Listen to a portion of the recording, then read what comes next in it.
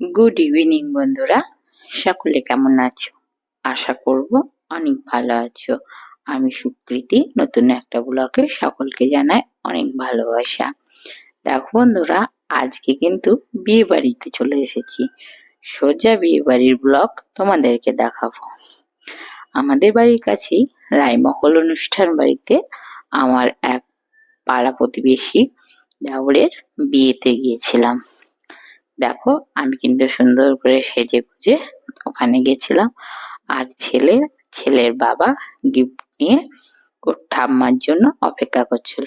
আর আমি এদিকে স্টার্টারে কি কি আছে সেগুলো দেখার জন্য চলে এসেছিলাম। দেখো, এখানে ফুচকা দেওয়া হচ্ছে। আমি ভাবলাম একটু ফুচকা খেয়ে নিই। আমি বিয়ে বাড়িতে খুব একটা ফুচকা খাই না।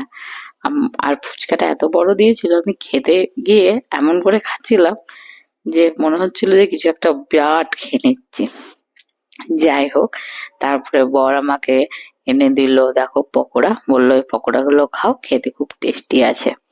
তারপর খেলাম, খাওয়া দাওয়া করে একটু ঘোরাঘুরি করছিলাম, সবাইকে দেখছিলাম। আর আমার ছেলে খুব আনন্দ পেয়েছে, মানে এত হইচই করেছে।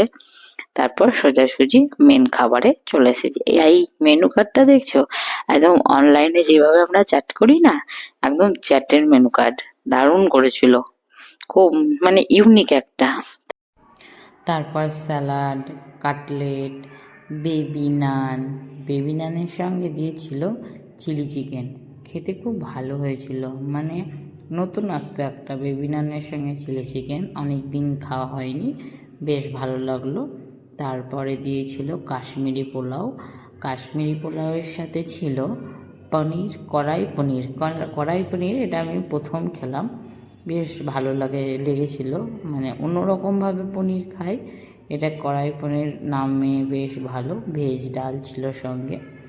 তারপর দিয়েছিল সাদা ভাতের সঙ্গে যেটা ছিল শোস্টফার। আর মাটনটা বেশ ভালোই হয়েছিল, খুব নরম, খেতে তুলতুলে একদম। তো আমি আমার ছেলেকে খাওয়াচ্ছিলাম সঙ্গে, তো সেই জন্য আমার পাশেই ছিল। এবার তারপরে খাওয়া দাওয়া করে চাটনি, মিষ্টি, এরপর আইসক্রিমও দিয়েছিল, কিন্তু সেটা আমি ছেলের সামনে খেতে পারিনি, কারণ ও আমার থেকে আগে খাবো এরকম ওর ইচ্ছা। তো ওকে আইসক্রিমটা দেওয়া হয়নি বলে ও এরকম করছিল। তারপরে চলো বউ বরকে দেখাই। এই যে আমাদের বউ আর বর, খুব সুন্দর লাগছিল, দারুণ সাজিয়েছিল।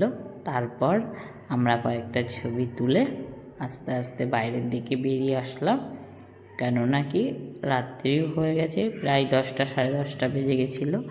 তারপর দেখো, আমরা কিন্তু অনুষ্ঠান বাড়ি থেকে বেরিয়ে এসেছি। আর এসে গাড়িতে উঠবো বলে আমি একটু ছবি তুলে নিচ্ছিলাম। এখানেই, ভালো থাকলে অবশ্যই সাবস্ক্রাইব।